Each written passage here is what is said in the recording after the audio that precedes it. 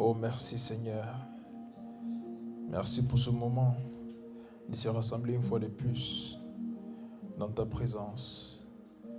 Merci pour ce privilège. Nous ne voulons pas être habitués à ceci, Seigneur, parce qu'à chaque fois que nous venons ici, c'est pour une rencontre spéciale avec toi. Et nous te remercions pour ce privilège. Nous te remercions pour ton amour. Où tu es en ce moment, parle juste au Seigneur et dis-lui merci. Dis-lui merci pour tout ce qu'il fait dans ta vie. Il y a plusieurs personnes qui souhaitent être là où tu es aujourd'hui. Et tu es là par la grâce de Dieu. Alors dis-lui merci en ce moment. Les confrères d'Adon si fracte cridanonces. Mantelianosa prakatai. E condego se frantele escobaratia televenia. Liconse fantabreheteia. Lagonse prantapai. Licoda after nongre dia sofradoles. Licora genso pranteleveina antelegonses.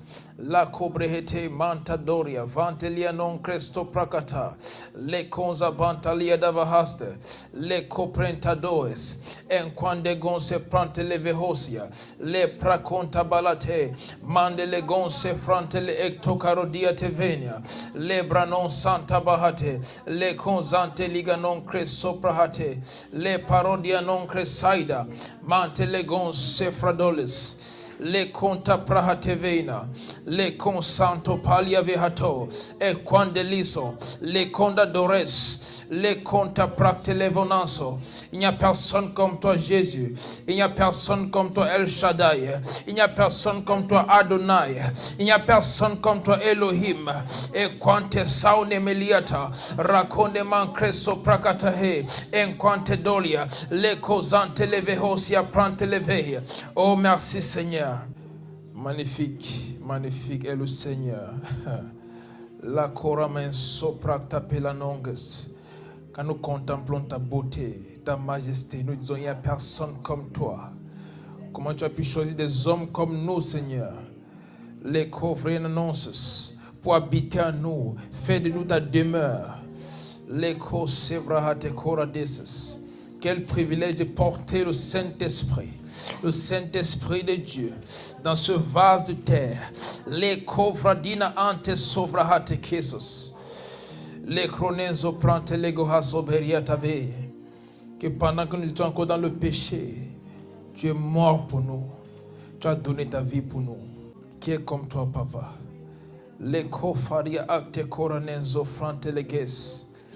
Liko zefranteina acte cora dieta. Merci Seigneur pour qui tu es.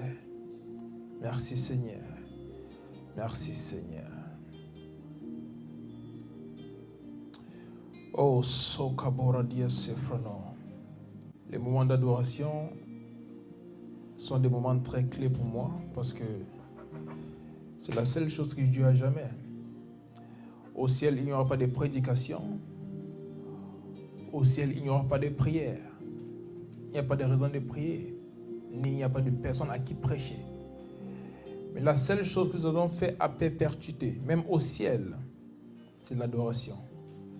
Nous allons adorer encore et encore et encore. Et la plupart des fois, nous avons l'impression que l'adoration est un chant ou c'est le fait de chanter. Mais l'adoration est premièrement une posture de cœur, une relation spirituelle. Voilà pourquoi la Bible dit que ceux qui l'adorent en esprit et en vérité. C'est premièrement une relation spirituelle et une posture de cœur de vérité. Et lorsque tu adores le Seigneur, c'est très important d'oublier toute autre chose et te focaliser sur sa personne, sur sa majesté, sur sa beauté. Contemple-le. Ne sois pas juste des mots parce que tu es habitué à prier. Contemple sa beauté. Même en ce moment, contemple sa beauté. Contemple sa beauté.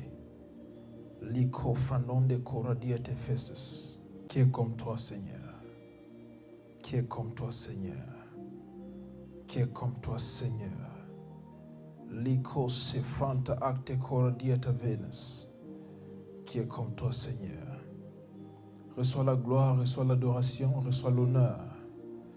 Liko vrantelianon de efradoses. Leko sanda brahate varianon cretias covande baratals. Merci Seigneur pour tout ce que tu fais pour nous. Et nous te donnons toute la gloire en ce moment, car il n'y a personne comme toi. Au nom puissant de Jésus-Christ. Amen.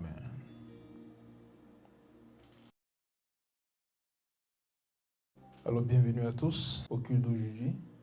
Le culte d'aujourd'hui est assez spécial parce que le Seigneur m'a parlé d'un sujet qui est très important, surtout pour les jeunes. Un sujet important pour tout le monde d'ailleurs, mais surtout en cette saison pour les jeunes. Et aujourd'hui, nous allons parler des relations et la destinée. Donc le thème d'aujourd'hui, c'est relations et destinée. La plupart des fois, nous avons l'habitude de séparer ces deux choses. Nous séparons nos relations de notre destinée. Mais il y a quelque chose, lorsque tu navigues dans la vie, tu découvres que les relations contribuent toujours à là où quelqu'un finit. La destinée est beaucoup plus impactée par des relations qu'autre chose. Il n'y a rien qui impacte ta destinée comme ta compagnie, comme tes relations. Alors dans une saison comme celle-ci, c'est très important de comprendre l'importance des relations, quelles relations avoir afin d'accomplir le plan de Dieu pour ma vie. Nous allons ouvrir nos Bibles dans le livre de Amos chapitre 3, verset 3. Amos chapitre 3, verset 3. Amos chapitre 3, verset 3, il est écrit. Oui. Deux hommes marchent-ils ensemble sans être convenus? Deux hommes marchent-ils ensemble sans être convenus? Est-ce que c'est possible pour deux personnes de cheminer ensemble sans s'entendre? Mais il parle de est-ce que deux marchent ensemble? La question c'est à chaque fois que nous parlons d'une marche, nous parlons d'une destination. Si nous parlons d'une marche, alors il y a une destination. Et les deux doivent se convenir ou doivent s'entendre par rapport à la destination pour marcher ensemble. Et je vais te poser une question en ce moment. Les personnes avec qui tu marches, qu'est-ce qui vous amène à marcher ensemble? Les personnes avec qui tu chemines dans la vie, qu'est-ce qui définit cette relation que vous avez? Qu'est-ce qui est à l'origine de ce que vous partagez ensemble? Des amis, des relations amoureuses. C'est quoi la base de cela?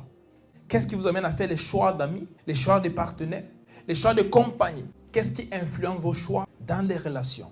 La Bible nous dit clairement, deux ne peuvent marcher ensemble sauf s'ils s'accordent, sauf s'ils s'entendent. Et ils s'entendent par rapport à quelque chose. C'est par rapport à là où ils vont. L'entente n'est pas par rapport à, ok, il comprend le français, je comprends le français, alors on marche ensemble parce qu'on va parler ensemble. Non. L'entente, c'est par rapport à la destination. Donc, ils doivent s'entendre par rapport à la destination pour pouvoir marcher ensemble. Et la plupart des fois, surtout les jeunes, nous oublions que la destinée est fortement impactée par nos relations. Notre destinée est fortement impactée par les relations que nous avons. Voilà pourquoi la Bible nous prévient par rapport à la mauvaise compagnie. La Bible dit, la mauvaise compagnie corrompt les bonnes mœurs. La Bible n'a pas dit peut-être. La Bible n'a pas dit pourra. La Bible a dit, ça le fait. Les personnes avec qui tu marches déterminent où tu vas. Des personnes avec qui tu marches déterminent où tu vas. Alors, parce que les relations sont si importantes, il ne suffit pas juste de voir une personne qui a peut-être même tranche d'âge que toi, qui vient peut-être de là d'où tu viens, avec qui tu t'entends sur certaines choses, et dire voici une personne avec qui je vais cheminer comme ami, comme partenaire de vie. Il est très important, premièrement, de savoir où tu vas. Mais comment savoir où tu vas? Il faut savoir d'où tu viens. Et lorsqu'on parle de savoir d'où nous venons, la Bible dit Dieu nous a créés. Et s'il nous a créés, il nous a créés pour un but. Alors avant de choisir des personnes avec qui marcher, nous devons d'abord connaître le Dieu qui nous a créés et savoir pourquoi il nous a créés. À partir de ce moment, nous pouvons voir avec qui avancer.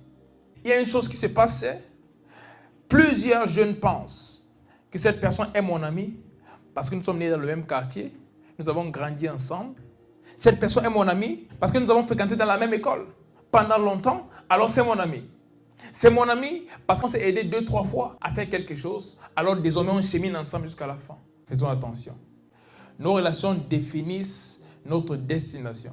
Les relations sont si importantes qu'elles peuvent définir si tu iras en enfer ou au ciel. Voilà à quel point les relations sont importantes. Elles peuvent définir même ton sort après cette vie. Les personnes qui t'accompagnent pendant ta marche ici sur terre peuvent déterminer même ta vie d'après. Voilà pourquoi la Bible nous parle de notre compagnie. Si ce n'était pas aussi important, Dieu n'allait pas penser à mettre ça dans la Bible.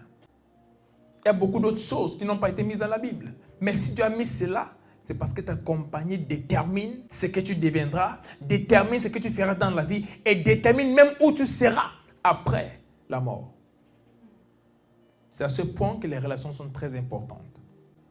Des relations amicales, la plupart des fois, elles se font naturellement.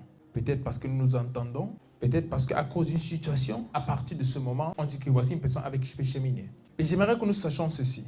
Toute destinée a des choses qu'elle demande de la personne qui la porte. Toute destination a des choses requises pour y arriver. Tout plan de Dieu pour ta vie demande certaines choses qu'on appelle des consécrations. Donc pour accomplir le plan de Dieu pour ta vie, il y a des consécrations que tu dois avoir. Il y a des choses qui doivent être primordiales pour toi, des choses qui doivent être obligatoires pour toi et des choses qui doivent être interdites. Il ne s'agit pas juste des choses en termes de matériel, mais même en termes de personnes.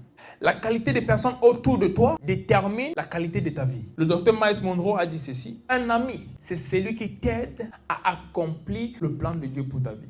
Un ami n'est pas celui qui rit avec toi tout le temps. Ça, c'est un comédien.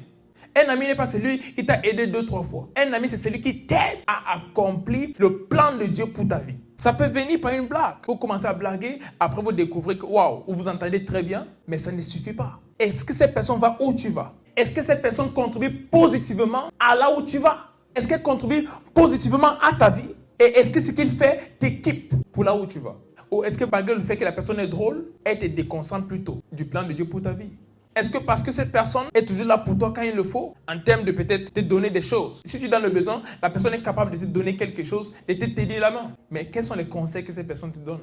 Est-ce que ces conseils t'éloignent du plan de Dieu pour ta vie? Il y a des amis qui vont te dire, je peux t'aider. Jusque quand je vais aller en boîte de nuit, tu dois m'accompagner. Est-ce que c'est ce genre d'amis que tu as? Est-ce que c'est ce genre de personnes que tu as qui peut t'aider, mais avec des conditions qui t'éloignent du plan de Dieu pour ta vie? Ou tu as des personnes autour de toi que lorsque tu veux t'égarer, vont dire non, ça c'est pas toi. Ça c'est pas le toi que je connais. Des personnes capables de te dire la vérité, des personnes capables de t'amener à rester sur la ligne sur laquelle Dieu t'a mis.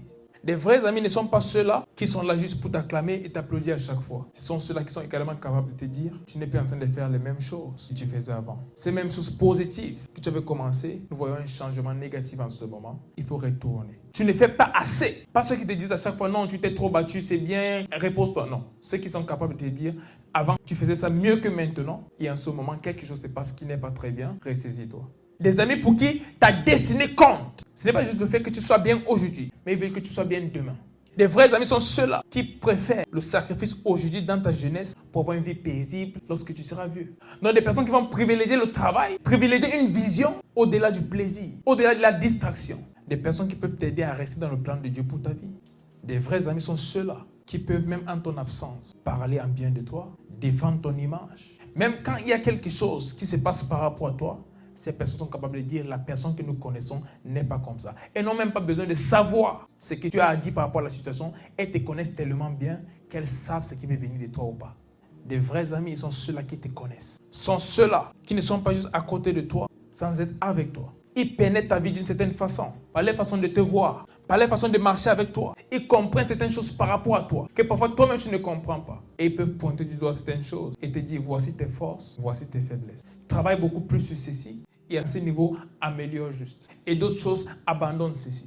Des personnes qui peuvent te dire là tu ne fais pas ce qu'il faut comme il se doit. Pas parce qu'ils veulent te rabaisser, mais parce qu'ils veulent te propulser vers le haut.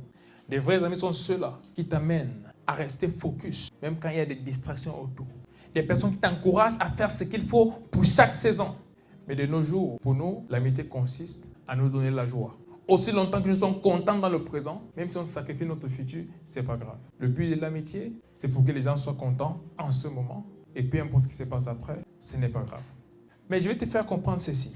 Pour choisir les amis qu'il te faut, il faut savoir où tu vas. C'est impossible de choisir les bonnes personnes pour t'accompagner sans savoir où tu vas. J'ai vu plusieurs jeunes qui ont très bien commencé, mais à cause des personnes qui les entouraient, ces jeunes se sont égarés. Et ils ont donné comme explication. Mais nous sommes nés ensemble. Nous avons grandi ensemble à l'école primaire. Au collège, nous étions ensemble. Comment tu veux que je me sépare de cet ami maintenant? Oui, vous avez été ensemble, mais quel est son impact depuis toutes ces années? Est-ce que cet impact est positif ou est-ce que c'est négatif? Est-ce que ça ajoute à ta vie ou ça retire de ta vie? Et le bon ami, c'est également celui à qui tu as quelque chose à apporter. Donc ce n'est pas juste cet ami qui t'apporte quelque chose, mais toi à ton niveau, tu dois voir qu'est-ce que je peux amener à la vie de cette personne qui est autour de moi. Qu'est-ce que je peux apporter à la vie de cette personne qui chemine avec moi? Quelles sont ses lacunes? Quels sont ses manquements? Ses points faibles? Qui sont mes points forts? Et comment est-ce que je peux combler ce vide? Pour avoir un vrai ami, il faut être compatible avec la personne. Et la première chose qui nous donne cette vraie compatibilité, c'est notre foi, notre croyance. En quoi est-ce que la personne croit? Si tu crois que Dieu existe et ton meilleur ami croit que Dieu n'existe pas, vous êtes déjà des ennemis. Tes amis doivent croire en la même chose que toi. Pour aller quelque part, vous devez vous entendre. Et la première chose sur laquelle vous devez vous entendre, c'est sur votre créateur. D'où vous venez. Il croit que vous êtes venus on appelle ça des primates ou c'est quoi, des animaux. Et toi, tu crois que Dieu t'a créé. Et vous pensez que vous êtes ensemble? Non. La croyance est très importante pour des relations. La deuxième chose, c'est le but de la vie. Qu'est-ce que la personne veut faire dans sa vie? Qu'est-ce que tu veux faire dans ta vie? Est-ce que c'est la personne pour t'accompagner par rapport à ce que tu veux faire dans la vie? Et est-ce que tu es la personne qui peut l'accompagner pour ce qu'il veut faire dans la vie? Grandissant à chaque saison de ma vie, j'ai choisi mes amis par rapport à ce que je faisais. Lorsque j'étais en plein temps dans le foot, mon meilleur ami était également à plein temps dans le foot. Lorsque j'ai lancé mon entreprise, mon meilleur ami également avait lancé son entreprise. Donc on marchait ensemble, on faisait les mêmes choses, on avait des discussions qui allaient dans le même sens. Parce que pour cette saison-là, on pouvait s'entraider. Je ne dis pas que ton meilleur ami doit forcément faire la même chose que toi. Mais ce que je dis, il doit avoir la même vision que toi. Si je vise conquérir le monde et mes amis visent conquérir leur cité, on ne peut pas marcher ensemble. Parce que leur vision va corrompre ma vision. Lorsqu'ils voient des possibilités partout, eux ils voient des impossibilités. Et pour cette raison, ta vision commence à être affectée. Et si ta vision est affectée, ta destinée l'est également. Donc il y a plusieurs choses à regarder lorsqu'on veut avoir des relations, lorsqu'on veut choisir des amis. D'où nous venons, quelles sont nos croyances, qu'est-ce que nous faisons, quel est l'apport dans la vie de chacun, vice-versa. Qu'est-ce que j'apporte dans la vie de cette personne et qu'est-ce qu'elle apporte dans ma vie. Et on voit également au niveau de la vision. Est-ce qu'elle a une grande vision? Est-ce qu'elle va loin? Ou est-ce qu'elle est contente juste d'une vie calme? Elle veut juste le minimum. Est-ce que moi je vais loin ou je vais la même chose qu'elle? Si je veux de l'impact global, je cherche des personnes qui visent loin. Je cherche des personnes qui ne veulent pas juste le minimum, mais qui ont une grande vision pour conquérir le monde comme moi. Est-ce que deux peuvent marcher ensemble, sauf s'ils s'accordent? Et je vais dire à des personnes, dans notre génération, lorsqu'on se sépare des gens, parce qu'on n'aime pas le changement et que l'instant présent compte pour nous plus que tout, nous sommes la plupart des fois critiqués. Nous sommes traités d'orgueilleux, traités de déloyaux et beaucoup d'autres choses. Mais je vais vous dire quelque chose. La destinée s'accomplit en fonction de temps. Chaque destinée a un temps défini pour son accomplissement. Et les relations que tu as impactent ta destinée. Et si ces relations te perdent du temps, tu ne pourras pas accomplir ta destinée. Crois-moi. Parce que le temps donné pour l'accomplissement de cette destinée a déjà été établi. C'est à toi d'avoir de bonnes relations, de te mettre au bon endroit, au bon moment, en train de faire la bonne chose avec des bonnes personnes afin que ce que Dieu a prévu puisse s'accomplir. Alors si tu perds ton temps à avoir des amis et à faire plaisir à des personnes, au lieu de poursuivre ta destinée, au lieu d'avoir des personnes autour de toi qui t'aident à accomplir cette destinée, tu ne vas pas l'accomplir. Tu ne vas pas l'accomplir. Donc c'est très important que les jeunes sachent que ce n'est pas un péché de dire à partir de ce jour, je me détache de cette personne parce que nous n'allons pas dans le même sens. Nous n'allons pas au même endroit. Si je vais au nord, tu vas au sud, on ne peut cheminer ensemble. Nous ne serons pas ennemis. Par contre, nous ne pourrons pas être amis parce que nous n'allons pas dans la même direction. Quelqu'un qui a décidé d'aller en enfer, je ne peux faire de lui mon meilleur ami. Je ne peux faire de lui mon compagnon parce que nous n'allons pas dans le même sens. Pendant qu'il cherche à amener le plus de personnes au ciel, il cherche à amener le plus de personnes en enfer. On ne peut pas s'entendre, alors on ne peut marcher ensemble. Il faut être radical par rapport à qui t'accompagne sur ce chemin qu'on appelle le chemin de la destinée. Il faut être radical par rapport à cela. Je me rappelle, déjà j'ai grandi vraiment, je n'avais pas plusieurs amis. Je peux compter mes amis sur le bout du doigt. Étant enfant, je n'avais pas d'amis. Mes parents m'avaient interdit toutes ces sorties, aller jouer, machin, truc. Donc j'étais toujours chez nous. Lorsque je suis devenu adolescent, il y avait quelques amis qui avaient hésité de notre église. Et ceci, c'était pourquoi? Nous tous jouons la musique à l'église ensemble. Nous sommes devenus les musiciens de l'église. Donc tous les samedis, on se retrouvait pour répéter. Ensuite, on partait jouer à l'église. C'est ça qui nous a menés ensemble, le service à l'église. Lorsque j'ai commencé à jouer le football en académie, j'ai eu un ami qui lui aussi jouait au football. Et pour cette raison, on s'entendait très bien, on s'entraînait ensemble, on parlait des matchs ensemble. Lorsqu'on finit de jouer, il va me dire, bon, j'ai vu telle erreur quand tu jouais, prochainement il faut faire comme ça, comme ça. Et moi je vais lui dire oui. Par exemple, cette passe que tu as fait, c'était pas comme il fallait, prochainement il faut faire ça ainsi, il faut faire ça ainsi. Donc on s'entraidait, parce que nous avons la même vision, nous allons quelque part. Mais un moment vient où je réalise que c'est finalement ce temps-là pour me donner complètement à ce pourquoi j'ai été créé, qui est premièrement mon appel avant toute autre chose. Et j'ai découvert que même si des personnes autour de moi n'étaient pas forcément des mauvaises personnes, mais pour là où je vais, elles n'étaient pas très importantes pour moi en cette saison, et moi également, je n'étais pas importante pour elles. Alors il fallait que je comprenne qu'il y a une distance qu'il fallait prendre. Un jour, j'ai pris mon téléphone. En ce moment, je me rappelle très bien, j'avais 412 contacts. Et j'ai décidé de parcourir chaque contact et je me posais une seule question. Quel est l'impact de cette personne dans ma vie en ce moment? Et j'avais 3 réponses: positives, négatives ou neutres. Si son impact était négatif, je supprimais le contact. Si son impact était neutre, donc je ne voyais pas d'impact, je supprimais le contact. Les seuls contacts qui restaient, c'est quand je voyais l'impact positif dans ma vie. Et j'ai posé la même question. Est-ce que j'ai de l'impact dans sa vie en ce moment? Est-ce que cet impact est positif? Est-ce que cet impact est négatif ou il n'y a pas d'impact? Et s'il n'y a pas d'impact, ça veut dire nous perdons juste notre temps en cette saison. Peut-être après, nous aurons quelque chose à faire. Mais en cette saison, nous n'avons rien à faire ensemble. Et de 412 contacts, je suis parti à 85 contacts. Et plus de 50 de ces contacts étaient des contacts des parents et d'autres personnes clés dans ma vie avec qui j'ai parlé par rapport à différentes choses. Alors dans la vie, par rapport à là où tu vas, c'est très important de faire des choix. Parce que où tu vas, c'est ta destinée. Et par rapport à cela, il faut choisir qui chemine avec toi. Donc Dieu nous a créés pour un but et à cause de cela, il y a un chemin sur lequel il nous a mis. C'est le plan de Dieu que nous atteignions ce but-là. C'est le plan de Dieu que nous réalisons, c'est pourquoi il nous a envoyés ici. Par contre, c'est très important que nous suivons des choses qu'il nous a données comme critères pour choisir ceux qui nous accompagnent par rapport à là où nous allons. Donc, le temps d'avoir connu une personne ne veut pas forcément dire cette personne doit t'accompagner jusqu'au bout. Il y a des personnes qui sont là pour des saisons, il y a des personnes qui sont là pour toute la vie. Et c'est très important de savoir, parce que la plupart des fois, nous avons du mal à se détacher de certaines choses à cause de la durée. Ils sont là depuis 15 ans. Ils sont mes amis d'enfance. On a grandi ensemble. Oui, mais où est-ce que je vais présentement? Et où est-ce qu'il va? Si mon ami d'enfance maintenant veut consommer la drogue, et moi, je n'ai pas envie de consommer la drogue, je ne deviens pas son ami en ce moment. Il va d'abord consommer pendant que j'avance. Et après, s'il décide de changer, on pourra encore se retrouver. C'est très important de savoir que nous n'avons pas beaucoup de temps. La destinée est une chose qu'on ne peut faire 2 fois. C'est une seule fois. Parce qu'on a une seule vie ici. Et lorsque ce temps-là passe, si nous laissons les choses que nous devons faire pour faire plaisir à des personnes, au lieu de poursuivre ce pourquoi Dieu nous a créés, à la fin, nous n'avons pas assez de temps pour accomplir le plan de Dieu. Et des personnes pourront peut-être être contentes autour de nous, mais est-ce que Dieu est content de toi? Des personnes pourront être peut-être en train de sourire que waouh, il est toujours là pour nous, mais est-ce que toi-même tu es fier de toi? C'est très important de savoir qu'avant de rendre des personnes contentes, avant de rendre ceux autour de toi heureux, il faut premièrement savoir qu'est-ce que Dieu attend de moi, quel est le plan de Dieu et qu'est-ce que je dois faire pour accomplir ce plan. Et toute personne qui peut t'accompagner selon ce plan de Dieu est la personne prévue par Dieu pour être avec toi. Et ceux qui ne peuvent, nous devons comprendre que le fait que nous ne soyons pas en train de marcher avec des personnes ne veut pas dire que nous sommes devenus des ennemis. Mais pour qu'ils soient ton ami, il doit être en train d'aller là où tu vas.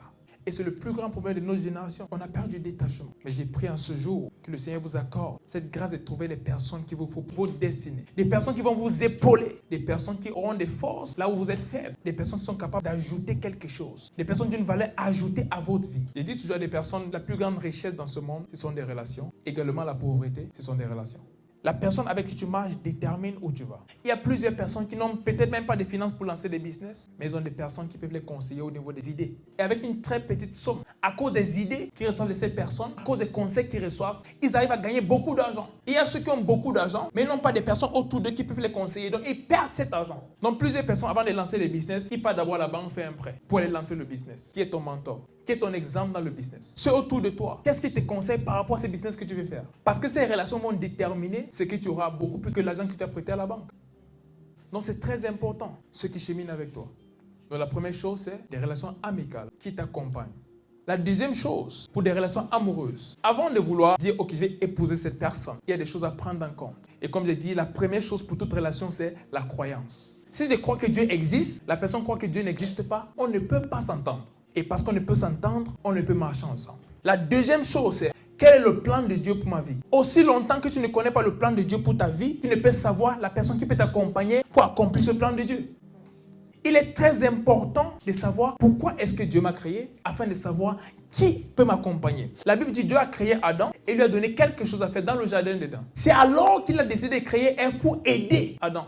Donc Adam avait quelque chose à faire. Et quand on parle de quelque chose à faire, ce n'est pas un travail. Ça parlait du plan de Dieu pour sa vie. Dieu a dit prends soin de toute la création. C'était le plan de Dieu pour sa vie, de prendre soin de la création. Donc elle venait parce que Adam avait reçu le plan de Dieu pour sa vie. Donc en ce moment, elle venait pour l'accompagner dans ce plan. Plusieurs fois, tu vois des personnes qui traversent certaines choses. Et la question qu'ils posent la plupart des fois, c'est qu'est-ce que tu voulais faire avant? Et la personne va dire, je voulais peut-être devenir ceci, devenir cela, devenir cela. Il dit, maintenant, qu'est-ce que tu veux faire? La personne dit, non, maintenant, je crois que voici ce qu'il me faut. Et je pose la question à la personne. Tes choix avant ce moment, est-ce que c'est en accord avec ce que tu penses vouloir faire maintenant? Et la personne va dire, non. Et je dis, voilà pourquoi tu as des difficultés à progresser dans ce que tu veux faire. Voilà pourquoi je dis à des personnes, la parole de Dieu doit être clé pour toi. Ne fais aucun choix dans ta vie en éloignant Dieu de toi. Maintenant, il y a ceux qui font des choix même avant de donner leur vie à Christ. Voilà pourquoi la grâce existe. Donc si tu as fait des choix avant de donner ta vie à Christ, c'est toujours très important d'aller, même après avoir fait ça, et demander à Dieu, Seigneur, quel est ton plan pour ma vie? Et si tu vois que tu n'étais pas dans le plan de Dieu déjà, parce que Dieu, dans sa miséricorde, parfois il y a certaines personnes qui entrent dans le plan de Dieu, même sans savoir au préalable. Mais c'est très rare. Dans le plan parfait de Dieu, sans être son enfant, c'est très rare. Mais il y a des personnes comme ça, peut-être à cause des alliances des parents dans le passé et tout, Dieu les met là pour respecter l'alliance avec leurs parents et toute autre personne qui a créé cette alliance avec Dieu. Comme Isaac, il est venu marcher selon l'alliance que son père avait. Jacob est venu marcher selon l'alliance d'Isaac. Donc leurs parents avaient déjà l'alliance avec Dieu et eux, ils marchaient selon cette alliance-là. Mais ceux qui n'ont pas cela au préalable, c'est très important de demander à Dieu, Seigneur, qu'est-ce que tu attends de moi dans cette vie? Tu m'as créé, oui Seigneur, mais pour quelle raison? Et en fonction de cette raison-là, tu choisis qui t'accompagne. Et la troisième chose, c'est des aides de destinée. Donc pour les relations amicales et amoureuses, tu as un choix à faire. Mais pour des aides de destinée, ce n'est pas toi qui choisis, c'est Dieu qui les envoie. C'est impossible pour un homme d'accomplir le plan de Dieu pour sa vie ici sur terre sans les aides de destinée. Même Jésus-Christ qui est Dieu n'a pas pu accomplir sa destinée sans les aides de destinée. La Bible dit lorsqu'il portait la croix, il était fatigué. Mais tu sais que si Jésus-Christ n'était pas crucifié sur la croix, s'il mourait ailleurs, il n'était pas sacrifié pour l'humanité. Il est mort comme toute autre personne. Il fallait qu'il meure sur la croix, c'était ça la prophétie. Et la Bible parle d'un homme qui a aidé Jésus-Christ à porter sa croix. Si Jésus-Christ continuait avec ses croix, il allait mourir avant d'arriver où il devait être crucifié et pour ça, il n'allait pas nous sauver. Donc il fallait un homme naturel pour porter cette croix et amener ça où Jésus-Christ devait être crucifié pour nos péchés. Donc si Jésus-Christ avait besoin d'un homme, il n'y a personne qui n'a besoin de personne. Tout le monde a besoin de quelqu'un pour accomplir sa destinée. Et pour ça, ce n'est pas une chose que toi-même tu choisis. Voilà pourquoi c'est très important de faire des prières. Seigneur, qui est-ce qu'il me faut pour que j'accomplisse ma destinée? Envoie-moi les aides de destinée. Ces personnes ne les choisissent pas. On prie, on réclame. Seigneur, envoie-moi les personnes qu'il faut pour que j'accomplisse ma destinée. Certaines personnes, ce ne sera peut-être pas des finances qu'elles vont te donner, mais des conseils. À chaque fois qu'elles te parlent, tes idées commencent à briller. À chaque fois qu'elles ouvrent la bouche, les idées deviennent claires dans ta tête. Pour d'autres personnes, c'est dans les moments de trouble. Chaque mot de leur bouche apporte la paix. Il faut savoir discerner ces personnes-là. Pour d'autres personnes, c'est la loyauté. Dieu va peut-être te confier des finances, mais si tout le monde autour de toi vole, qui va t'aider? Il peut te confier des finances, mais tu es entouré des braqueurs. Tu ne peux pas réussir avec eux. Mais il y a des personnes, tu sais que s'ils les donnent 100, je reviens, je trouve 100. Tu peux dormir tranquillement. Voilà également des aides de destinée. Des personnes à qui tu peux faire confiance même avec des choses très importantes. Une des premières choses, même chez ces personnes-là, c'est un amour inconditionnel pour toi. Elles ne savent pas pourquoi elles t'aiment, mais elles t'aiment. Ce sont des aides de destinée. Des personnes qui savent entendre que quelque chose est arrivé, elles ne peuvent même pas dormir. Elles ne sont même pas de ta famille. Parfois, tu ne les connais pas depuis longtemps, mais il y a un attachement. C'est Dieu qui les envoie. C'est comme des anges pour toi. Et j'ai prié que ces personnes qu'il te faut pour accomplir ta destinée, que le Seigneur les envoie au nom puissant de Jésus-Christ. Certaines de ces personnes sont dans des positions d'autorité. Dieu t'a envoyé à des nations. Il t'a envoyé influencer le monde. Il t'a donné peut-être un don. Il t'a donné quelque chose. Mais il y a des personnes qui tiennent les clés des nations. Quand ils touchent ton passeport, ça passe partout. Il peut mettre juste sa signature. Quand tu arrives avec n'importe où, on t'accorde des documents qu'il faut pour entrer. Pourquoi? Il a un nom qui ouvre des portes. Il y a une autre personne, elle a des finances. Tu as peut-être le projet, mais tu n'as pas le financement. Et Dieu touche le cœur de cette personne. Et la personne dit, aussi longtemps que je suis en vie, tu ne manqueras jamais de finances pour quoi que ce soit. Des aides de destinée. Certaines de ces personnes, leur rôle, c'est de se rendre disponible quand tu as besoin. Elles se rendent automatiquement disponibles. Tu as l'impression qu'elles ne font rien d'autre de leur vie qu'attendre que tu aies besoin d'elles. Une fois que tu as besoin d'elles, elles sont déjà là. Ce sont des personnes que Dieu place pour te rendre la vie facile. Et tout homme a besoin de telles personnes. Pour d'autres personnes, peut-être physiquement, elles ne t'apportent rien, mais elles sont capables de te dire ce qui va se passer, comment tu dois agir par rapport au futur. Elles sont capables de te guider par rapport à là où Dieu t'amène. C'est comme des éclaireurs. Ils viennent te dire, en cette nouvelle saison, fais ceci, fais ceci, fais ceci. Tel projet que tu voulais faire, attends. Et tu vois, tu attends 2 mois, le projet là, tout le monde qui a investi là-bas a perdu. Et toi, tu devais investir tout ton argent. Mais une personne qui pouvait voir loin t'a dit non, ne le fais pas. C'est vrai, on dit que maintenant le Bitcoin monte. Laisse le Bitcoin tranquille. Fais autre chose. 2 mois après, les gens perdent des millions. Des aides de destinée. Ce sont des personnes qu'il faut écouter. Tu peux être même meilleur qu'elles dans beaucoup de choses. Mais dans ce domaine-là, elles ont une grâce particulière. Il faut les écouter. Ce sont des personnes qu'il faut garder précieusement. Les aides de destinée vont t'aider même au niveau de tes relations amicales et tes relations amoureuses. Il y a des personnes avec qui je suis en contact aujourd'hui. Et parce que je suis en contact avec ces personnes, c'est impossible pour moi d'être en contact avec une qualité de personnes. Parce qu'autour d'elles, elles ne veulent pas ces genre de personnes-là. Alors pour cette raison, je n'ai pas entrer en contact avec ces personnes. Et ça me protège. Peut-être si tu es seul, je vais juste voir une personne qui fait n'importe quoi et dire bon, c'est pas grave, en tout cas nous sommes tous des jeunes. Mais je sais que même si je suis un jeune, parce qu'ils sont là, je ne peux pas avoir n'importe quel jeune à côté de moi. Parce qu'ils vont me dire Samuel, tu vas là, tu es un prophète, Dieu t'a appelé à faire ça, ça, ça, ça. Et je lui donne cette autorité sur moi de me dire, ne fais pas ça, et je ne le fais pas. Parce qu'il m'aide à accomplir ce pourquoi Dieu m'a créé. Une autre chose que tu dois faire face à des aides destinées, c'est de pouvoir appliquer ce qu'ils te disent. Parfois, tu ne le comprends pas, mais comme on dit aide, ils sont là pour t'aider. Le Saint-Esprit, la Bible l'appelle notre aide. Est-ce que tu comprends le Saint-Esprit à chaque fois? La plupart des fois, je ne le comprends même pas. Parce qu'il te demande des choses qui n'ont pas de sens. Je me rappelle lorsque j'ai quitté l'Ukraine pendant la guerre, nous sommes dans le train et tout le monde descend à une ville qu'on appelle Lviv pour marcher et arriver à la frontière de la Pologne afin d'entrer dans le Schengen. Et pendant que je suis là, le Saint-Esprit me dit, reste dans ce train jusqu'à là où ça va s'arrêter. J'ai dit, mais cette voie-ci, ce n'est pas une bonne voie. Je ne sais même pas où le train va et il y a la guerre, il y a des bombardements et tu restes dans le train jusqu'à là où ça va s'arrêter. J'ai porté mon sac à dos et l'autre petit sac à main et je suis arrivé devant le wagon, il voulait sortir. Mais j'ai dit, je demande une dernière fois. Il dit, Seigneur, si c'est toi, que j'entende cette voix, répéter la même chose. Il a dit, reste dans ce train jusqu'à là où ça va s'arrêter. Je vois les milliers de personnes descendre. J'ai dit, j'ai entendu la voix et je suis retourné m'asseoir. On a continué avec le train, on est arrivé sur une colline et c'était en hiver. Tu sais, la neige là-bas, c'est pas comme ici. Tout est blanc, tu vois rien d'autre que la neige. Et le train s'est arrêté brusquement. Reste jusqu'à où le train va s'arrêter. Mais si ça s'arrête brusquement, tu ne peux pas dire que c'est là-bas. On était sur une colline, il n'y avait rien d'autre. Tu ne voyais personne dehors, il n'y avait rien. On ne savait pas pourquoi. Et des personnes qui étaient avec moi ont commencé à pleurer. Tu sais, quand tu es... La copratelia mazatais. Quand tu as ta foi, quand tu es seul, la plupart des fois, tu n'es pas perturbé, surtout quand tu entends la voix du Seigneur. Mais quand il y a des gens autour de toi qui commencent à réagir d'une certaine façon, ça commence à affecter ta foi. Il y avait une fille à côté de moi. Lorsqu'elle m'a vu rester, elle m'a dit, pourquoi tu restes? J'ai dit, Dieu m'a dit de rester. Elle a dit qu'elle va rester. Non, Dieu ne lui a pas dit, Dieu m'a dit à moi, mais elle a décidé de rester. Et quand nous sommes restés dans le train, qu'est-ce qui se passe? Quand on s'arrête sur ce collier, elle me demande, nous sommes où? Je ne sais pas où nous sommes. J'ai souvent entendu une voix qu'il faut que je reste, pas on, que je reste dans le train.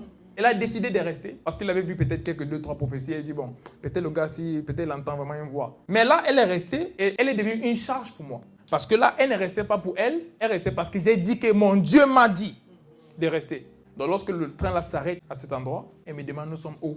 Je dis, moi, je ne sais pas. Elle me dit, mais tu as dit que Dieu a dit que tu restes. Elle dit, oui, il m'a dit ça. Elle m'a dit, donc, qu'est-ce qu'on fait maintenant? Je dis qu'on attend, on va partir. J'ai parlé comme ça, j'ai parlé par la foi. Parce que moi-même, où on était, je ne savais pas où on était à ce moment. Et Dieu avait parlé et j'ai dit que, ok, je vais juste le faire. Quelques temps après, ce train décolle, on arrive à une ville appelée Uzgorod, un village même. Il y avait un bus qui va aller à la frontière, il manquait juste 2 places. 2 places. Lorsque je suis descendu, cette fille et moi, nous avons pris le bus. Nous sommes allés pour couper l'histoire courte. On a passé presque 10 heures de temps debout. Mais le lendemain, nous étions en Slovaquie. Ceux qui sont allés à la frontière de la Pologne, descendant dans la ville qu'on appelle Lviv, ils ont été bloqués à la frontière pendant 3 jours dans le froid. Et certaines personnes sont même mortes à la frontière. Mais si ce n'était pas la voie de Dieu, ils seraient allés là-bas parce que tout le monde allait là-bas. C'était comme la bonne route. En plus, c'était même plus proche de l'Ukraine. Mais Dieu a dit, reste dans ce train jusqu'à là où ça va s'arrêter. Et c'était risqué. Mais le Saint-Esprit qui est une aide m'a dit, vas-y, reste dans le train jusqu'à là où ça va s'arrêter. Tout ce que j'avais à faire, c'était obéir. Ce n'était pas de comprendre. Je ne pouvais pas comprendre parce que je ne connaissais pas l'endroit. Mais j'ai entendu la voix et tout ce que j'avais à faire, c'est appliquer ce que j'ai entendu. L'une des choses avec les aides destinées, c'est lorsque tu obéis à ce qu'elles te disent, tu arrives où Dieu veut que tu sois. Dieu ne peut pas toujours tout te révéler. Il peut te révéler la fin de la chose. Mais comment tu vas arriver là-bas? La plupart des fois, il laisse ça dans l'anonymat. Et c'est ton obéissance ce qu'on te dit qui t'amène là-bas. Je me rappelle, en 2020, j'étais en train de demander au Seigneur, est-ce que j'arrête tout et je commence le ministère? Est-ce que je joue au foot d'abord et je viens faire le ministère après? Ou est-ce que je fais les deux ensemble? Et je me posais tellement de questions. Et un jour, j'ai dit non. Pourquoi me poser toutes ces questions quand j'ai un pasteur? Je suis allé le voir. J'ai dit, pasteur, à chaque fois que j'entends un homme de Dieu prêcher, j'ai l'impression que c'est moi qui est devant. Je vais juste monter et commencer à prêcher. Je ressens ça en moi, mais en même temps, j'aime le foot. Et j'ai le talent pour le foot. Et pour moi, en ce moment, j'aimerais jouer au foot. Je sens cette pression pour commencer à prêcher. Et il m'a dit, il y a combien de jeunes comme toi qui ressentent cette pression pour commencer à prêcher? J'ai dit, il n'y en a pas plusieurs. Il m'a dit, ça veut dire que Dieu est en train de donner un signe. Et il m'a dit, commence à jeûner jusqu'à ce que Dieu te réponde. Pas que tu jeûnes 3 jours, tu arrêtes. Si Dieu prend 1000 jours pour te parler, tu jeûnes pendant 1000 jours. S'il prend 1 jour pour te parler, tu jeûnes pendant 1 jour. Mais il m'a dit, jeûne jusqu'à ce que Dieu te réponde. Et en quittant de son bureau, j'ai dit, je vais appliquer cela. Je vais aller jeûner jusqu'à ce que Dieu me dise, voici ce que je veux que tu fasses. Et parce que j'avais déjà décidé d'obéir dans mon cœur. Le lendemain, qui était un lundi, j'ai commencé un jeûne. Le même jour, Dieu m'a parlé. Non seulement il m'a parlé, il a confirmé par 3 personnes. Et c'était même pas parce que j'ai jeûné un jour, c'était parce que j'ai obéi, j'ai décidé de faire ce qu'il m'a demandé de faire. Il était une aide destinée pour me guider vers là où Dieu voulait que je sois. Mais il fallait que j'obéisse. Et quand Dieu m'a parlé, à partir de ce jour, il m'a guidé pour beaucoup d'autres choses. Mais il fallait que j'obéisse d'abord à la voix d'un homme. Jeûne jusqu'à ce que Dieu te parle. Les aides de destinée sont des personnes avec qui tu dois cheminer. Parfois, elles interviennent à un moment de ta vie. Pour d'autres, vous devez marcher ensemble jusqu'à la fin. Ce sont des personnes que tu dois honorer parce que la plupart des fois, elles ne gagnent même pas de ce qu'elles font dans ta vie. Tu ne peux les payer pour ce qu'elles font. Tu ne peux les récompenser pour ce qu'elles font. Alors la chose que tu dois faire pour continuer à bénéficier de ce que Dieu a placé dans leur vie pour toi, c'est l'honneur. Les honorer. Vous savez, la Bible dit, celui qui est fidèle avec peu, plus lui sera confié. Et la plupart des fois, nous pensons qu'il s'agit juste du matériel. Si tu as peu d'argent, tu es fidèle avec, Dieu va te donner plus d'argent. Si tu as peu de maisons, et tu fais ce qu'il faut avec, Dieu va te donner plus de maisons. Mais même des personnes, des aides de destinée que tu as maintenant, quelle est ta réaction face à ces personnes? Quel est ton niveau d'honneur face à ces personnes? C'est ça qui détermine si Dieu va t'envoyer d'autres aides de destinée. L'honneur est très clé dans ce royaume pour recevoir, peu importe, que ce soit des choses physiques comme des choses spirituelles. L'honneur, c'est la clé, l'honneur, c'est la monnaie. Est-ce que tu honores les aides de destinée que Dieu a placées devant toi en cette saison? Parce que cela va déterminer si tu auras les autres aides de destinée ou les saisons qui arrivent. Et c'est une chose dans notre génération. L'honneur n'est pas l'une des choses sur laquelle on se focalise. Parce qu'on a grandi surtout ici en Europe. L'honneur n'existe même pas ici. Mais ce sont des vertus que lorsqu'on perd, on ne peut accomplir notre destinée. C'est juste impossible d'accomplir ta destinée quand la notion de l'honneur n'est pas là. La Bible dit, le plus grand bénit le plus petit. Qui veut dire, tu dois avoir cette vision de quelqu'un qui a été placé au-dessus de toi par Dieu dans un aspect ou même dans la vie pour pouvoir recevoir de ce qu'il y a dans cette personne afin de toi-même monter. Voilà pourquoi la Bible dit, il faut te rabaisser afin que tu sois élevé. Je dois avoir cette vision de Dieu l'a placé quelque part où je dois aller. J'ai besoin de quelque chose qu'il a. J'ai besoin de quelque chose qu'elle a pour atteindre un niveau. Et pour cette raison, je prends une position inférieure pour en bénéficier. Mais l'orgueil peut nous faire penser qu'on ne doit pas le faire. Et naturellement, on peut penser comme ça. Mais qu'est-ce que la Bible dit? Il y a plusieurs choses que je ne pouvais pas accepter dans ma vie. Mais à un moment, je me suis dit, c'est Dieu qui m'a créé. Dieu a un plan pour moi. C'est vrai, j'ai ma façon de faire. Mais c'est son plan. Donc si c'est son plan ne va pas marcher à ma façon. Son plan va marcher à sa façon. Donc, qu'est-ce que la Bible dit? Il faut servir pour recevoir. Donc, je sais sur les hommes de Dieu. Parfois, je ne les connais même pas. Mais je viens servir sur eux. Pourquoi? Samuel a servi sur Élie. Élisée a servi sur Élie. David a servi sur Saül qui était même disqualifié par Dieu, mais il était encore le roi. David a servi. Donc, j'ai compris que si tu veux le manteau, c'est le service. Ce n'est pas ce que tu penses. Si c'est le ministère que tu vas faire, alors tu vas te baisser et servir sur un autre homme de Dieu. Si c'est le business que tu vas faire, tu vas chercher quelqu'un qui réussit dans ce domaine-là et apprendre de lui. Et tu ne vas pas apprendre en tant que son égal, tu vas te baisser. Ce sont des codes dans la vie. Et la plupart des fois, nous ratons des aides de destinée parce que nous ne prenons pas la position qu'il faut. Donc, après avoir détecté ces personnes, après l'honneur, il faut prendre une position pour recevoir. C'est très important. Alors, si tu trouves ça correct dans ces trois domaines, tu vas accomplir la volonté parfaite de Dieu pour ta vie. Première, des relations amicales. Ce sont les premières relations que nous avons, des personnes autour de nous, nos amis. La deuxième chose, c'est le choix des conjoints qui t'accompagnent sur ce voyage. Quelle est la personne qui t'accompagne? Est-ce que c'est la personne faite pour t'accompagner? Est-ce que c'est l'aide que Dieu a prévue pour ta destinée? Et la troisième chose, ce sont des aides de destinée. Et pour avoir des aides de destinée, il te faut prier pour quelque chose qu'on appelle la faveur. La faveur. Parce que c'est la faveur qui attire ces personnes. Comme j'ai dit tantôt, parfois elles ne savent même pas pourquoi c'est pour toi qu'elles le font, mais elles le font quand même parce que c'est toi. La faveur est quelque chose qui attire ce que tu ne mérites pas. Je me rappelle plusieurs fois, je suis même entré dans des bureaux, c'était déjà l'heure de fermeture. Mais je suis entré, j'ai dit, s'il vous plaît, j'ai besoin d'un billet, je dois voyager. Turkish Airlines au Cameroun. Et ils essayaient, parce que ce n'était plus l'heure de travail, c'était difficile de caler un vol. Mais malgré ça, ils essayaient encore, ça échouait, ils essayaient, ils ont trouvé un billet pour moi. C'est la faveur. C'est la faveur. Tu vois des personnes qui sont prêtes à se sacrifier pour toi, prêtes à faire des choses pour toi que même les membres de ta famille ne peuvent faire. C'est la faveur qui amène ce genre de choses. Et je déclare qu'en ce jour, cette faveur-là se repose sur toi au nom puissant de Jésus-Christ. Que lorsque les gens te voient, ils sont comme poussés par l'Esprit de Dieu à faire des choses qu'eux-mêmes ne comprennent pas. Que tu es dans une foule, quelque part, on dit, monsieur, madame, vous, venez, vous. Vous êtes même derrière, on dit non, pas vous, l'autre derrière, venez. C'est la faveur. Que vous partez faire un concours, les autres sont même plus qualifiés que toi, mais lorsqu'on voit ton visage, il y a quelque chose qui attire. On aime celui-là. Et parfois, c'est juste un petit sourire. J'ai entendu parler des interviews qu'on a fait à certaines personnes et tu te demandes si elles ont utilisé quelque chose. Ils disent, bonjour monsieur, comment vous vous appelez? Ils donnent son nom. Vous êtes célibataire? Oui. Félicitations, c'est votre boulot. C'est quoi ça?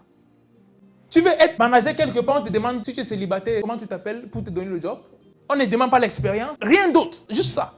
Il y a une femme à Christ Embassy, elle voulait aller faire un entretien et elle s'est déjà habillée et le Saint-Esprit lui demande change et porte telle jupe. Change, donc tu es presque en retard, il te dit change cet habit, porte l'autre. C'était pas un habit qu'elle achetait au ciel, un habit comme tout autre. Mais Dieu avait dit porte ça. Elle est entrée, la personne qui devait l'interviewer a dit j'admire trop ton habit ici, c'est trop bien et tout. Et ils n'ont même pas parlé de ce pourquoi elle est venue. La personne a passé du temps à admirer l'habit. À la fin, elle dit mais madame, on a presque terminé. Félicitations à vous, vous avez le job. À cause d'un habit, pas d'interview. Ce que Dieu peut faire à travers la faveur, on va croire que tu as touché quelque chose. Mais c'est ce que Dieu peut faire. Dans ta vie, prie toujours pour la faveur. Prie toujours pour la faveur. Il y a plusieurs choses que j'ai eues dans cette vie et c'est que je n'ai pas mérité ça.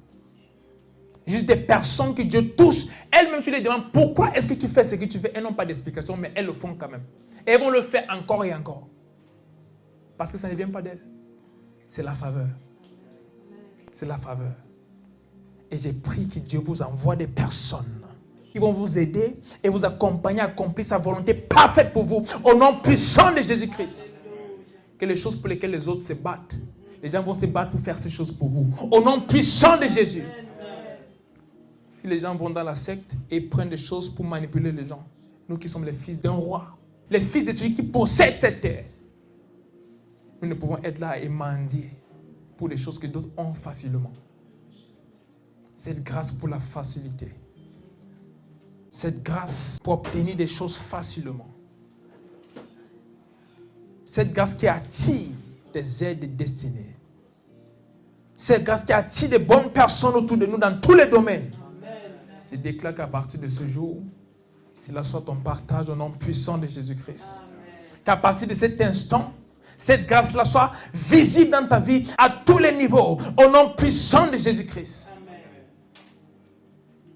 Et que par le passé, tout ce qui était comme un voile, qu'à chaque fois que tu arrives au bon endroit, où il y a des bonnes personnes, il y a comme quelque chose qui les empêche de te voir, il y a comme quelque chose qui les empêche de t'aider. Je déclare que ce voile soit déchiré au nom puissant de Jésus-Christ.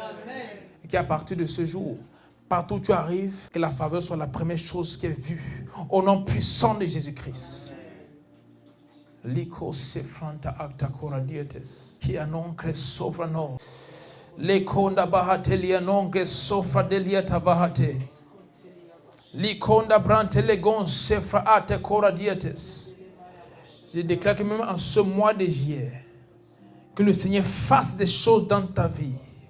Que le Seigneur fasse ces choses que toi-même tu vas dire, ça c'est la faveur de Dieu. Que des personnes sortent même de ce qu'elles devaient faire juste pour t'aider. Au nom puissant de Jésus-Christ. Que partout où tu vas, que la main du Seigneur t'accompagne. Que cela soit visible. Que des personnes qui posent les yeux sur toi disent, voici un fils de Dieu, voici une fille de Dieu, au nom puissant de Jésus-Christ. Les choses qui étaient difficiles avant, je déclare qu'elles sont faciles désormais. Les choses pour lesquelles tu t'es battu avant, je déclare que ces choses se battent pour toi désormais. Les portes qui étaient fermées avant, je déclare que c'est toi qui choisis par quelle porte entrer maintenant. Parce qu'elles sont toutes ouvertes au nom puissant de Jésus-Christ.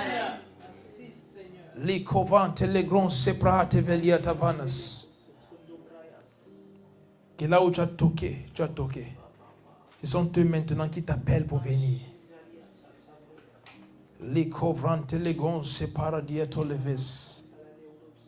Seigneur, je déclare que tu fasses une chose dans la vie de ton peuple, qui les transforme pour toujours. Une chose qui les démontre que tu es le Dieu au-dessus de tous.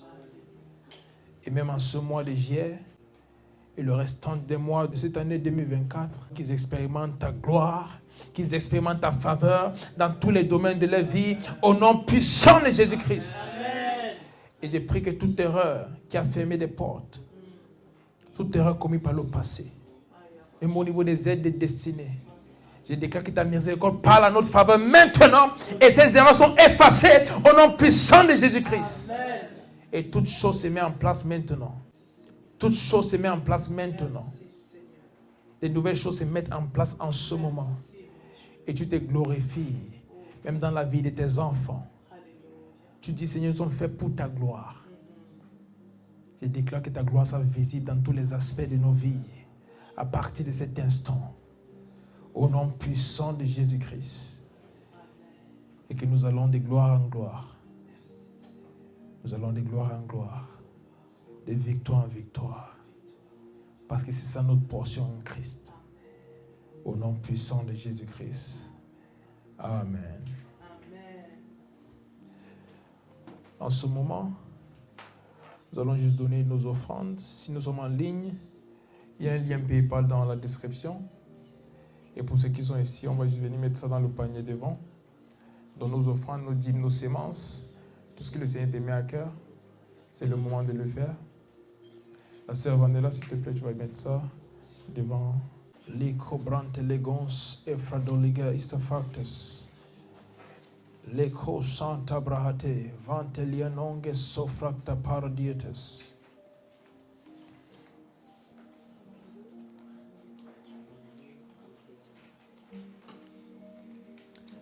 Thank you, Jesus. Thank you, Jesus. Shakatabaye non que sobrande legeses. Liko se pranta palia don ante cregodeses. Merci, Seigneur. Liko vrande geos kavaina mantazaita. Merci, Seigneur. Pour ceux qui ont même les dîmes, même si vous êtes en ligne, tenez juste cela entre vos mains. Ou votre téléphone, si vous avez fait un virement, tenez juste votre téléphone entre vos mains. Et on va prier en ce moment.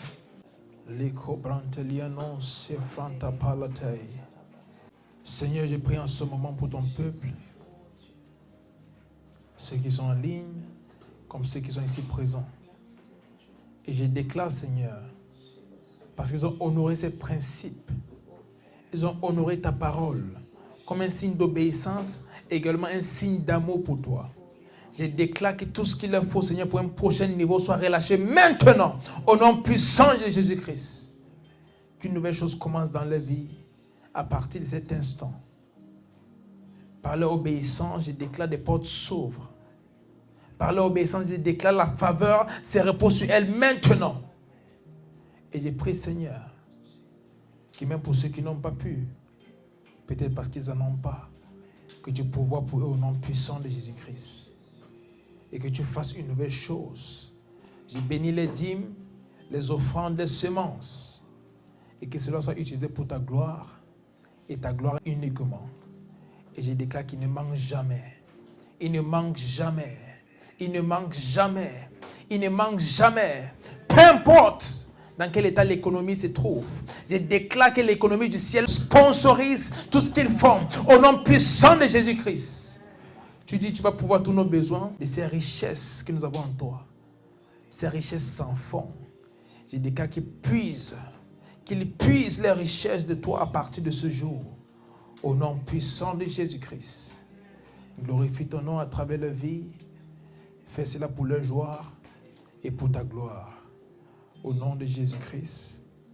Amen. Il y a des choses exceptionnelles qui vont se produire. C'est notre mois de gloire. Et il y a des choses exceptionnelles qui vont se produire. Et vous savez, lorsque Dieu relâche des paroles pareilles, c'est très important que nous prêtions attention à ce que Dieu fait. La Bible dit, il y a certains qui ont reçu des prophéties, cela a été écrit, et d'autres ont couru avec ces prophéties. Lorsque tu reçois une parole prophétique, il ne faut pas dormir avec. C'est une arme de guerre. Lorsque Dieu dit, c'est un mois de victoire, c'est un mois de gloire, peu importe ce qui se passe autour de toi, tu dois prier et rappeler au Seigneur, Seigneur, tu as dit, c'est mon mois de gloire. Ce que je vois là ne représente pas ta gloire. Et parce que tu tiens Dieu par sa parole, il est obligé, je répète, il est obligé de le faire. C'est lui qui nous demande de le tenir par sa parole. Donc il a l'obligation de le faire parce qu'il a dit. Mais si tu reçois des prophéties pour le mois et pour ta vie, et tu laisses cela comme ça, le diable, sachant que tu as la prophétie, va toujours amener le contraire à ses produits. Mais quand tu dis, Seigneur, tu as parlé. Tu n'es pas un homme pour mentir, ni le fils de l'homme pour se repentir. As-tu dit quelque chose et elle ne s'accomplira pas? Tu vas voir cette situation changer. Il y a plusieurs choses dans ma vie qui se sont produites à un moment où personne ne s'attendait même. Et tout ce que j'avais, c'était une parole. Quand Dieu nous a dit, lance ce ministère en 2024. Il a donné une date. Quelques jours avant la date, on n'avait même pas le loyer. Même pas le loyer. Et Dieu m'a dit, n'écris à personne pour demander quoi que ce soit. Je t'ai demandé commence le ministère. Va et commence le ministère. Je les vois là-bas, ces locaux. Et j'ai signé le contrat. Même avant de signer le contrat, j'ai posté l'adresse de la salle sur le compte Instagram de notre église et j'ai dit, retrouvons-nous ici le 5. Sans avoir signé le contrat, sans avoir payé. Parce que Dieu a parlé. J'ai dit, Dieu, si les gens viennent ici le 5, la porte est fermée, c'est toi qui as menti, c'est pas moi. Tu m'as dit, commence le 5. J'ai dit aux gens, commençons le 5 ici. Quelques jours avant l'ouverture, tout était fait, on a tout payé, on a même acheté tout ce que vous voyez. En quelques jours, pas des semaines, des jours. Tout ce qu'on avait, c'était la parole de Dieu. Commence le 5 mai 2024, point. Si un Dieu par sa parole, il est obligé de le faire. Il est obligé. Mais les enfants de Dieu, on ne sait pas à quel point Dieu nous aime. On ne sait pas à quel point il respecte sa parole. Voilà pourquoi il va nous dire quelque chose. Et on va juste être là. Et le diable va faire le contraire. On va se plaindre. Sans savoir qu'on a le droit et le devoir de tenir Dieu par sa parole. Ceci ne fait pas partie de notre message. Mais je tiens juste à rappeler à tout le monde que nous avons un Dieu qui est fidèle et qui respecte et veille à l'accomplissement de toutes choses qu'il a dites. La Bible dit aucune de ses paroles ne va tomber à terre sans accomplir ce pourquoi elle est sortie. Tu peux croire en Dieu et tu peux croire en sa parole. Et à partir de ce jour, toute prophétie sur ta vie, je déclare qu'elle s'accomplisse complètement au nom puissant de Jésus-Christ. Même si tu as l'impression que le temps est passé, la Bible dit c'est le maître du temps. C'est lui qui a créé le temps. Et même en ce moment, je déclare une vitesse surnaturelle t'amène à accomplir cette destinée et en temps, au nom puissant de Jésus-Christ. Reçois toute la gloire, Seigneur, pour des siècles et des siècles. Amen. Merci à tous d'avoir été là aujourd'hui. Que Dieu vous bénisse. On se retrouve pour notre prochaine réunion qui va être samedi. Samedi, venons tôt et soyons très prêts parce que le message de samedi va être explosif. Aujourd'hui, c'était un enseignement. Samedi, c'est une prédication. C'est une prédication et il y aura des choses exceptionnelles qui vont se faire. À chaque fois qu'on vient dans la maison de Dieu, soyons prêts à recevoir une nouvelle chose. Alors samedi, on se donne rendez-vous. Soyons prêts parce que le Seigneur va faire une nouvelle chose dans nos vies. Au nom puissant de Jésus-Christ. Amen. Amen.